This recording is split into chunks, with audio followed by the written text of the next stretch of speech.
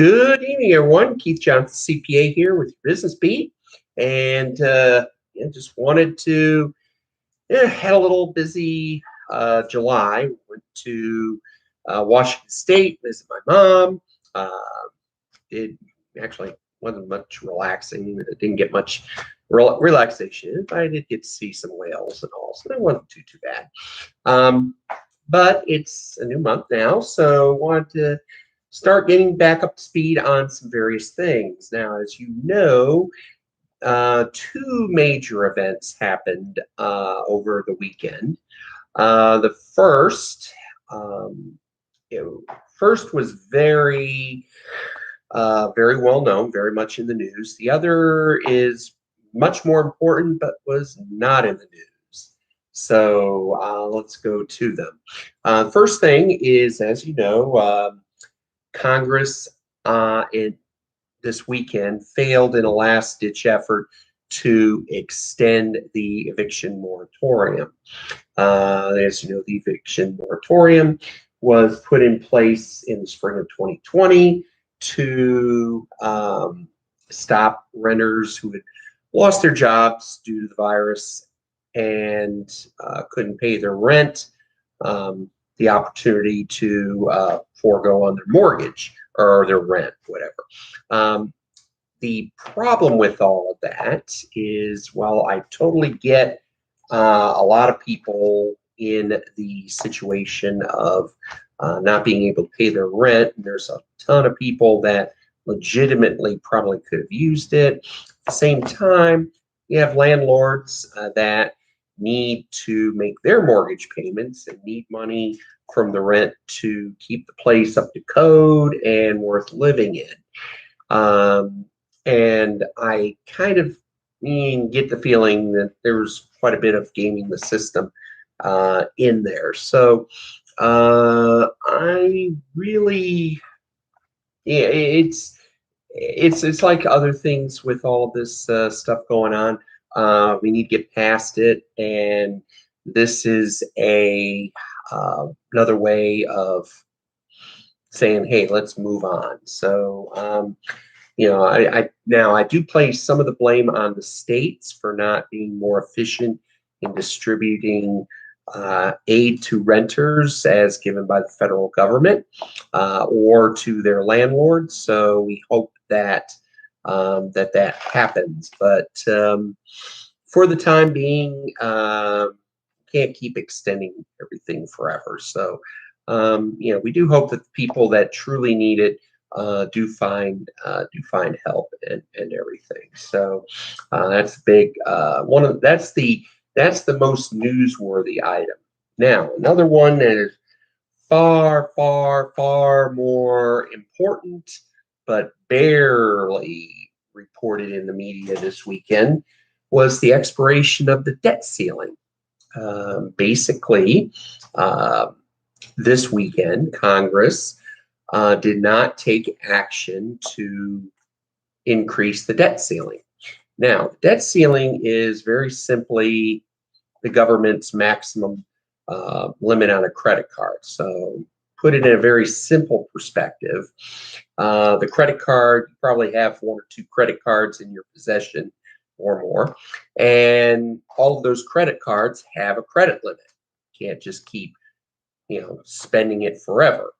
Now, for a couple of years, it was suspended in 2019. However, that expired on Saturday. So what basically has happened now is that the government has more or less maxed out their credit cards. Now, the Treasury can, do a few maneuvers, probably for another 5-6 weeks to pay the bills. But at some point, if this is not addressed, basically the U.S. will default on its obligations, which will drastically cut their credit rating. Also could lead to a major collapse in the dollar and possibly lose its status as the world reserve currency, which means that we're not going to be able to call our shots anymore the way we have. So it's a very serious thing. And then, to be honest, I blame Congress to some extent. This has been coming up for a long time. It's not that they didn't know the date. And basically, the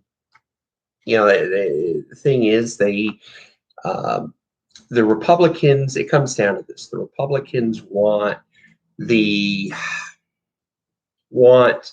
see spending cuts in return for the increase in the debt limit. So in other words, you have the budget reconciliation, you have the budget act. It's about a $3.5 to $4 trillion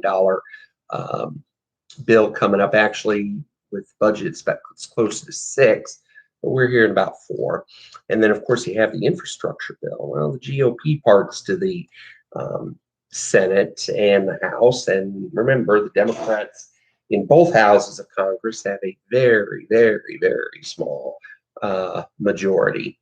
So just one defection in the Senate will cause any kind of bills to fall apart. And only about 4 defections from Democrats in the House will do the same thing. So basically, the GOP has got enough people to stop the infrastructure bill and debt ceiling raised, debt ceiling increase. Basically, they're saying, hey, look, you got to rein in the spending.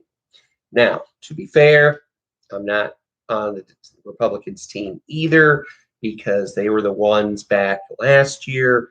They had control of Congress, that they were just going to spend everything for virus relief. So little hypocrisy there on the Republican side. But bottom line is, now we've got August, which is typically a recess month. And so now our Congress, our elected officials, are not willing to hang around and get the job done. My view is, hey, we elected them for a job, and just like in the private sector, stay until the work's done.